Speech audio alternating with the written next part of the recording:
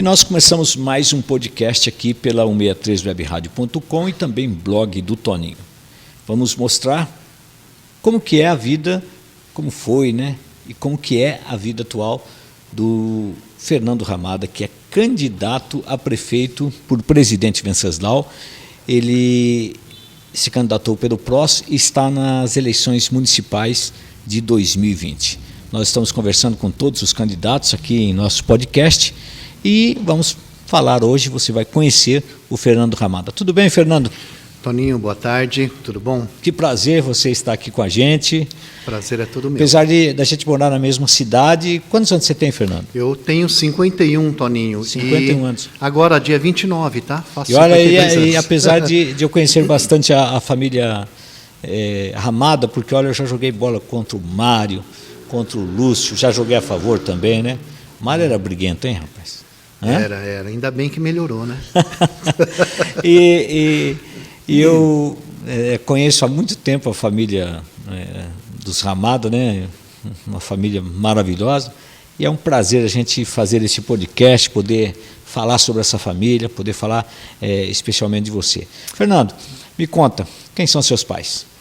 Eu sou filho do Midori Ramada e da dona Maria Dolores Ramada. São vivos? São vivos? O meu pai já faleceu, Toninho. Meu pai faleceu há muitos anos, em 85. Meu pai era um dos sócios proprietários do supermercado Ramada. O pessoal mais antigo vai lembrar muito do meu pai. Era 4 irmãos, 5 irmãos. O meu pai era um deles, um dos sócios proprietários. E faleceu novo, faleceu com 60 anos, lá em 1985, infelizmente. A minha mãe não. A dona Dolores, espanhola, firme e forte, graças a Deus. Fernando, e quantos irmãos? Nós somos em 10. 10 irmãos? 10, Toninho. 5 homens e 5 mulheres. Todos vivos? Não, eu já perdemos uma irmã e um irmão. Então, hoje nós somos em 4 homens e 4 mulheres. Mais velho é o Mário? O mais velho dos homens. Dos homens. Dos homens. Bom, e como que foi a infância do Fernando Ramada? Olha, Toninho, eu vou voltar lá no meu passado agora, Eu tive uma infância maravilhosa, lá na Barra Funda, o lugar onde eu nasci e fui criado, na famosa Barra Funda. Eu me lembro que eu estudava ali no colégio Álvaro Coelho, a gente só atravessava a linha, época da linha férrea que funcionava a todo vapor, de manhã e à tarde. A gente seguia o horário do dia pelo trem que passava. Quando o trem estava chegando à tarde, já estava dando 4 horas da tarde, que era o horário que ele passava aqui para ir para São Paulo. E era batata, ele não atrasava. Então, isso me traz muita lembrança. Trabalhava no supermercado, ajudava meu pai a empurrar carrinho, empacotar. Nossa, foi assim, maravilhoso.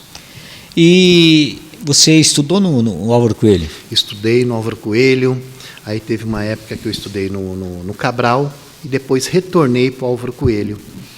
A minha maior parte de estudo, foi ali na escola do Álvaro Coelho. Fernando, e assim... Fui presidente até do Centro Cívico. Você foi presidente do Centro Cívico? Antes existia Centro Cívico. Será que existe Centro Cívico ainda em escola ou não? Acho que não existe mais. Acho que não existe mais, né? Naquela época nós tínhamos aquelas aulas OSPB, Organização Social Política Brasileira. Hoje não tem mais. Tinham vários tipos de aulas que não existem hoje, Não existem mais. Mas também o mundo mudou demais, né, Fernando? Exatamente. Você já notou que a gente teve um privilégio de ver essa mudança do mundo, isso tudo rapidamente girar, porque há 20 anos, 25 anos atrás, a gente não tinha aí um computador, hoje está aqui na nossa frente. Isso eu falo até hoje para os meus filhos. Quando eu vejo eles jogarem videogame, quando eu vejo eles... O meu filho pergunta, pai, na sua época tinha videogame? Eu falo, filho, tinha um tipo de videogame, mas a gente não tinha.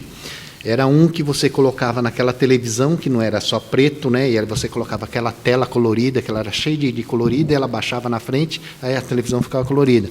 E era um pauzinho da bolinha que pingava de um lado ou do outro. Aquilo lá era o videogame. Aí eu entrei no Google e mostrei para ele. Ele falou, nossa, esse era o videogame na sua época? Eu falei, era. Né? A gente era muito de jogar bola, de andar de bicicleta, soltar pipa, então. Peão. Né? Peão, bolinha de gude, era bets, era o que a gente brincava. E a gente não tinha computador. Você não pegou aquele videogame. tempo que um menino de uma rua não podia passar na outra? Não Olha, pegou, né? não, eu não Por quê? peguei essa época, mas a gente pegava muita disputa na pipa. Né? A gente fazia muita disputa soltando pipa. Eu ali de cima, da linha do trem, ali da Barra Funda, e o pessoal lá de baixo, do Jardim Europa.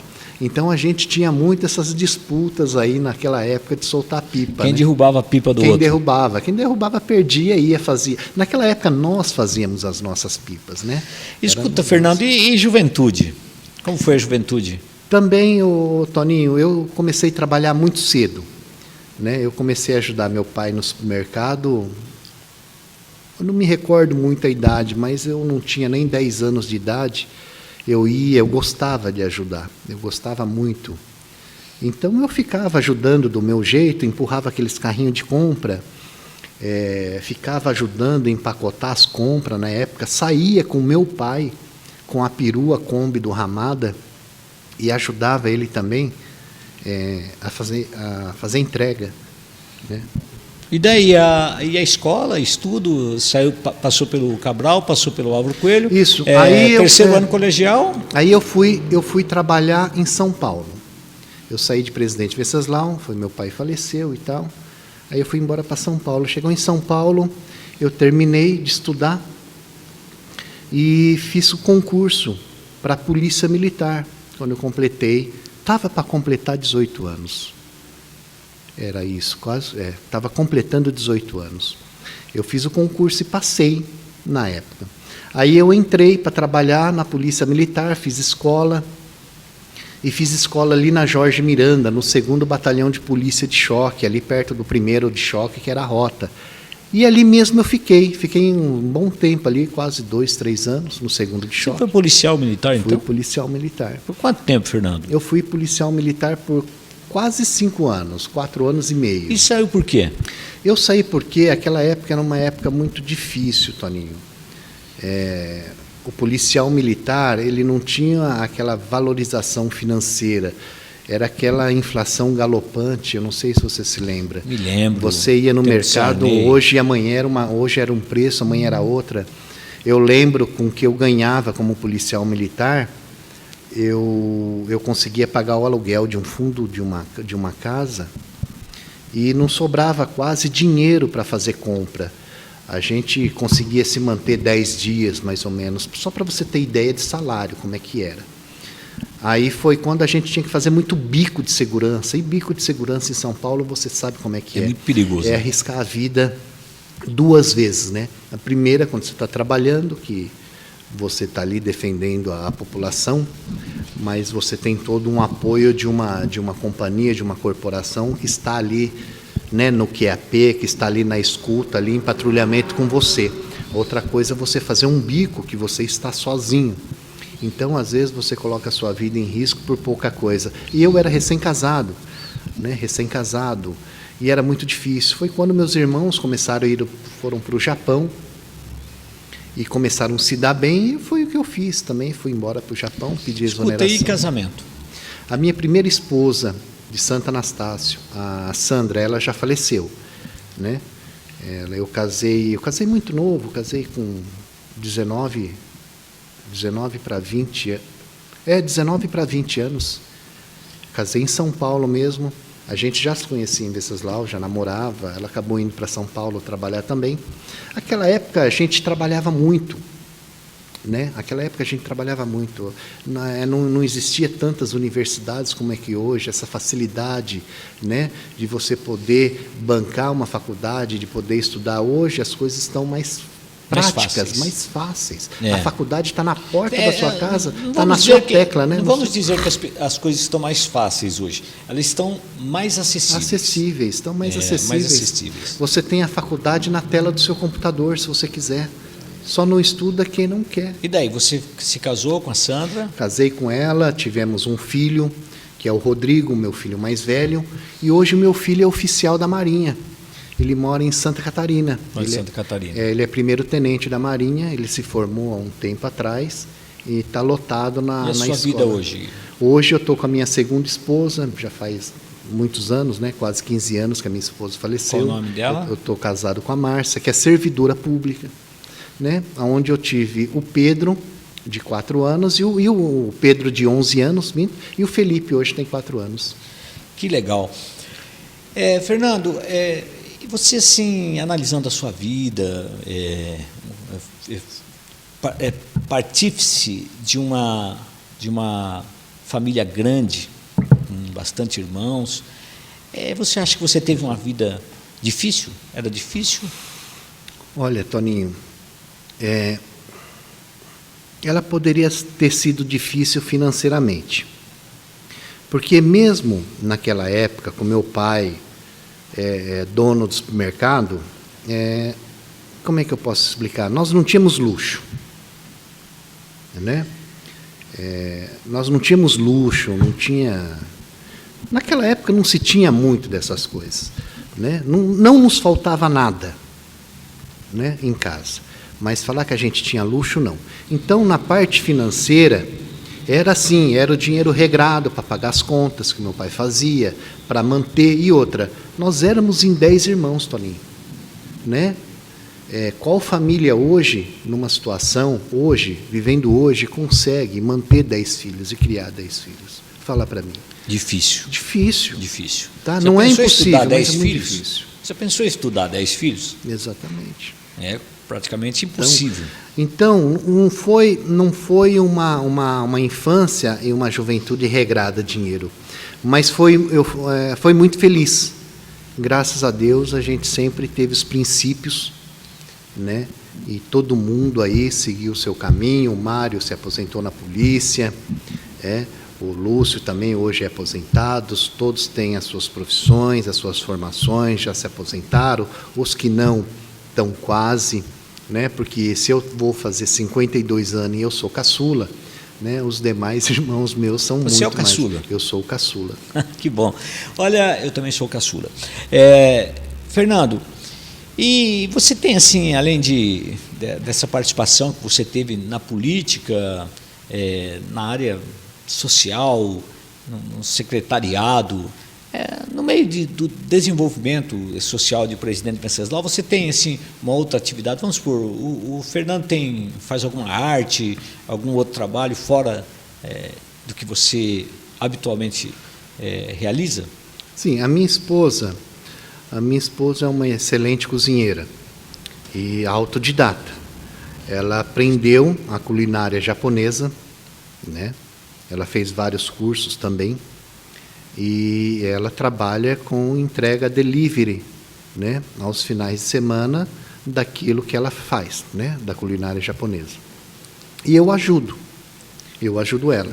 Agora, na campanha, a gente está, eu principalmente, né, estou focado na campanha, mas eu tenho essa outra atividade que eu também ajudo ela. Fernando, e você é uma pessoa bem religiosa? Muito. Católico? Católico. Que paróquia você... Santo Antônio. Santo Antônio. Você faz parte da direção? Não. Eu sou um frequentador, mas não faço parte de nenhum grupo, de nenhum movimento. Você tem, assim, alguma história para contar? Algo que aconteceu com você ligado à religião? Sim. Inclusive, é por isso que eu estou saindo a prefeito. Eu tive uma promessa de Deus na minha vida, através do missionário Roberto Tanus, que esteve em Presidente Venceslau 2 vezes. Ele esteve 2 vezes aqui, e na segunda vez, quando eu fui comprar um livro dele, que ele foi fazer uma dedicatória para mim, ele me fez uma revelação para mim, entre eu e ele, né? Que eu deveria sair candidato a prefeito, porque Jesus estava me chamando e tinha um objetivo na minha vida, né? E eu não pensei 2 vezes e aqui estou, porque eu acredito muito. Mesmo se acontecer de você não vencer as eleições, você pretende continuar lá na frente, disputando? Olha, Toninho, Hoje, né? Eu acho que não. Hoje o meu pensamento é não. Né? Eu estou focado, eu gostaria de seguir um planejamento que a minha esposa, né, com o restaurante dela, que ela tem um sonho de montar, para que a gente possa conseguir isso daí. Né? Mas isso não significa também que é uma palavra final e definitiva. A vida ela é feita de altos e baixos. Né? Mas hoje, te respondendo, né, eu estou participando desse pleito. Né? A vitória, a Deus pertence, é Ele que sabe o melhor para todo mundo. Né? Não existe autoridade instituída a não ser pela vontade de Deus. Né? Isso daí é bíblico. Não existe, não caia uma folha de uma árvore sem ser pela vontade dEle. Então está tudo traçado, está tudo decidido na nossa vida. Mas hoje eu gostaria, caso a gente não consiga, né? Eu acho, não sei, hoje eu pensaria que eu não me lançaria novamente. Mas isso não significa que possa ser definitivo, que eu não possa mudar lá na frente. Fernando, é claro que a gente pergunta para as pessoas, assim, de uma maneira formal, numa conversa, num bate-papo, algo que eu vou indagar a você, vou te perguntar. Porque eu acho que você é a pessoa certa para responder isso para mim. E é o caso porque você conviveu, conversou com muitos políticos, participou da criação de convênios para a prefeitura, enfim, você trabalhou em várias áreas onde o político era praticamente o protagonista. Você acredita em político? Olha, eu acredito na política. Tá? Na política. O político, infelizmente, a gente hoje fica com o pé atrás, Toninho, infelizmente. Né? Mas aí nós estamos falando de pessoas, de caráter. Tá? A gente vê tanta coisa, tanto desvio de dinheiro, tanta maracutaia, que eu vou falar para você. Isso nos faz perder essa confiança na pessoa do político. Mas eu acredito numa boa política. Eu acho que a boa política, Toninho, ela transforma a cidade, ela transforma a vida das pessoas. Mas a boa política, não a politicagem. A politicagem não. A politicagem só andamos para trás. Então quer dizer que talvez você já tenha, algum político tenha te prometido algo que não cumpriu? Nossa! Eu trabalhei em Brasília como assessor de deputado federal e eu trabalhava no gabinete em Brasília e também no escritório aqui de Presidente Prudente. Nossa, fora o que a gente já viu, já conviveu, já sentiu e escutou falar. Né? Assim, já tive decepção com políticos, né? E eu vou falar para você, é duro você depositar confiança, mas isso é nas pessoas, né? A gente deposita confiança na pessoa, né? E você tome uma rasteira por trás. Mas fazer o quê, né? A gente também não pode carregar ódio dentro do peito, dentro do coração. A gente tem que perdoar e continuar seguindo em frente. Estou conversando com o Fernando Ramada, que é candidato a prefeito de Presidente Venceslau pelo PROS. Ô, Fernando, essa situação que nem eu vejo bastante, já visitei várias prefeituras, as prefeituras da região, a gente sempre está passando por prefeitura, e eu noto que sempre tem muita gente querendo conversar com o prefeito.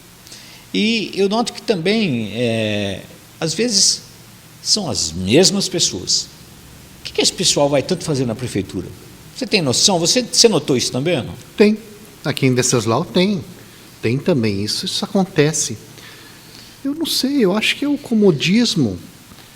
Talvez é aquela velha história, né? Ele se sentiu bem acolhido na primeira, na segunda, e ele começa a colocar aquilo lá como um roteiro diário ou semanal na vida dele, Toninho.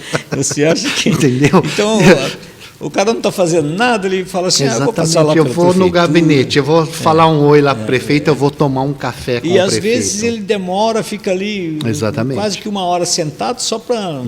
Por isso que nós temos que ter uma gestão de tempo, até porque você dentro de um gabinete, você trabalha dentro, você gerencia uma empresa de 1.200 funcionários. Então nós temos tantos servidores como a chefia, que são os secretários, mas nós temos também os consumidores, que é o povo, para atender. De uma nota, falando da cidade agora, de uma nota de 1 a 10, que nota você daria para Presidente Venceslau como cidade? Como cidade, É. como cidade eu daria uma nota 7. Uma nota como 7. cidade. O que você acha que falta para a gente atingir esses outros 3 pontos? Olha, Toninho, nós temos uma riqueza muito grande no nosso município, que é o povo venceslauense. Eu nunca vi um povo tão solícito e um povo tão gentil como o venceslauense. Porém, nós precisamos ter um investimento melhor. Por exemplo, as nossas áreas de lazer. Tem dia que você vai fazer um passeio com seu filho na Praça Nicolino Rondó, eu sei porque isso aconteceu comigo recente. Tá? Eu quero tirar os meus filhos um pouco de casa, porque senão fica todo mundo louco com esse negócio de coronavírus. Então a gente vai no final do dia para fazer um passeio. Você encontra garrafas, vidros, cachaças, você encontra de tudo, tanto vazio como quebrado. Então você olha aquilo, você fica triste, porque a manutenção, a limpeza desses locais públicos, de que uma praça central, é uma praça central, Toninho, aqui nós precisamos, a menina dos olhos da cidade, é aqui que o povo vem, é aqui que os turistas, os nossos parentes de fora vêm, e você quer levar eles para passear no centro, você quer ter orgulho daquilo que você está mostrando para eles. E, de repente, você se depara com uma situação daquela. E isso daí nos deixa preocupado, porque é um local que deve ser constantemente monitorado. Né? Isso é um cartão postal da nossa cidade. Isso eu estou falando do centro. Você imagina como é que é afastado do centro. Olha, Fernando, eu tive uma experiência não muito boa na praça esses dias. Eu vou muito à praça. Inclusive é o local onde eu prefiro para caminhar. Não tenho ido agora na pandemia. Eu estou me referindo à Praça Nicolino Rondó. Mas esses dias eu estive alguns momentos sozinho com o meu neto, que tem 1 ano e 6 meses, 1 ano e 7 meses está fazendo agora. E eu fui lá com uma pequena bolinha, né? Estava sozinho com ele, fui lá na praça, fiquei alguns instantes com ele. E eu comecei a chutar a bola, ele corre e chutava a bola, foi chutando e caía, às vezes ele caía. Daí ele levantava e ia chutando a bola e eu atrás dele, observando ele. Quando fui pegá-lo no colo, de volta, ele estava com o joelho todo ralado. Falei, meu Deus, minha filha vai me esganar, né? A avó, então, né? Daí eu pensei, o piso é inadequado, ninguém pode cair ali. Se um adulto estiver andando cair, ele vai ralar o joelho. Se uma criança estiver andando ali na praça, vai cair, vai ralar o joelho. Quer dizer, precisa de uma reforma completa naquele piso. É uma praça, né? Isso é ruim?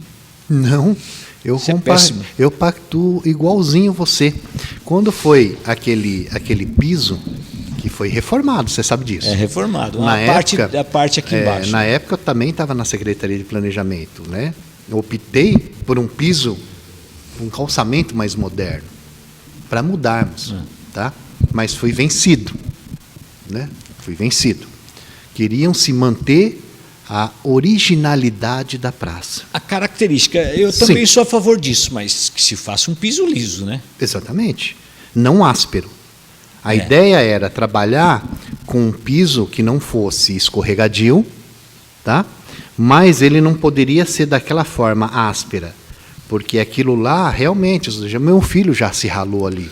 Eu fico com medo quando ele cai, porque a gente sabe que um tombo ali por menor que seja. Fora as ondulações que o piso tem, que está com rachaduras por todos os lados. Né? Nós precisamos, sim, manter a característica, mas, gente, nós estamos em 2020, nós temos que modernizar também, né? Mantendo uma característica original, mas hoje existem materiais modernos para se trabalhar, que você trabalha, você dá segurança, fica bonito, tem qualidade e você não tira a característica daquilo.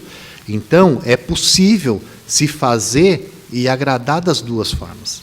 Agora, falando ainda em administração pública, eu sei que o Fernando está se formando em gestão pública. Nós não falamos isso na entrevista que nós fizemos ao vivo, mas você está se formando em gestão pública. Gestão pública pela Unicesumar, do Polo de Presidente Epitácio. E isso é muito bom. Falando em gestão pública, a cidade...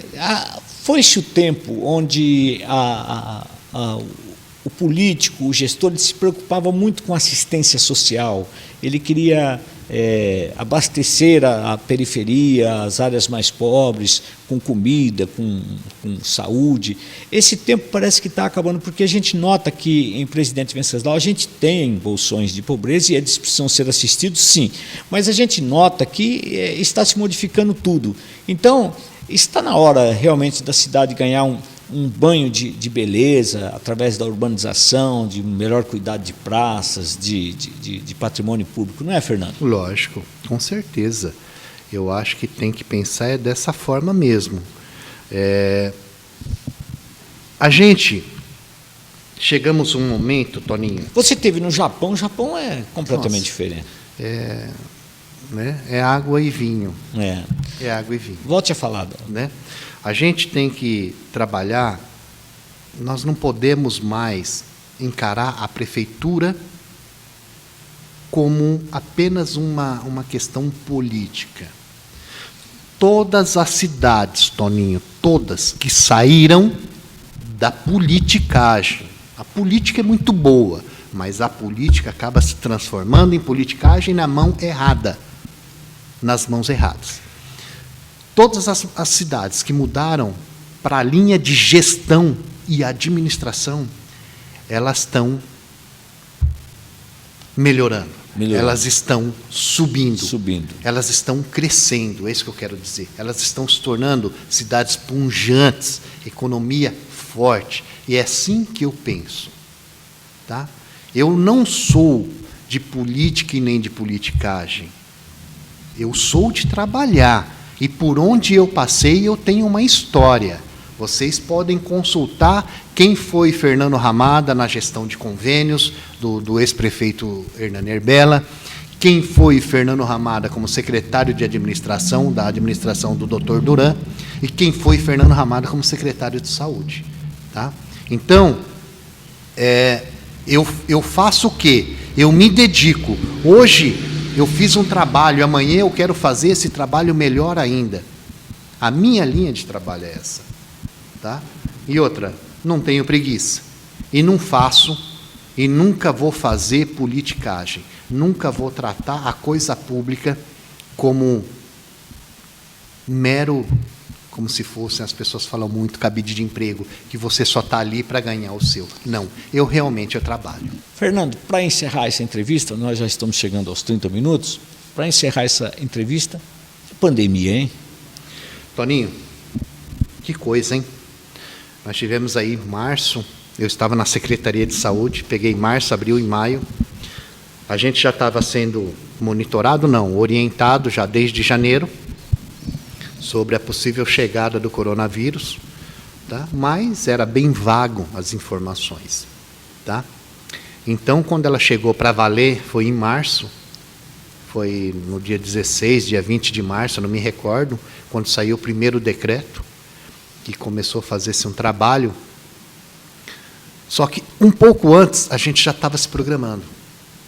Tanto é que eu fui pessoalmente, no início da pandemia, buscar os respiradores, porque nós começamos a procurar respiradores para comprar, e não achava. Não achava, Toninho, não achava, não tinha. Eu lembro que você foi em Campo Grande buscar um respirador. Eu fui em Campo Grande, achamos na Arlich, uma empresa, né?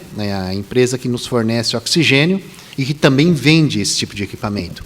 E por sermos cliente, e a Santa Casa também ser cliente, né, nós conseguimos o contato da pessoa e que nos reservou 3. Só que eles falou, olha, está aqui, só que vocês têm que vir buscar. Só que quer um conselho? Vem urgente. Porque está o Brasil inteiro atrás de respiradores. E foi o que eu fiz. Cheguei na ambulância, pegamos uma ambulância grande e não perdi tempo. Amanheceu o dia, eu já estava na cidade de Campo Grande, Toninho.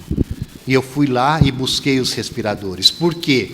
Nós tínhamos 10 leitos de UTI, porém somente 7 equipados. Faltavam os outros 3. Um foi comprado com recurso da Santa Casa, que até onde eu sei, eles ganharam através da Justiça do Trabalho, que destinou aquele dinheiro para a Santa Casa. E os outros 2 foi a Secretaria de Saúde que comprou.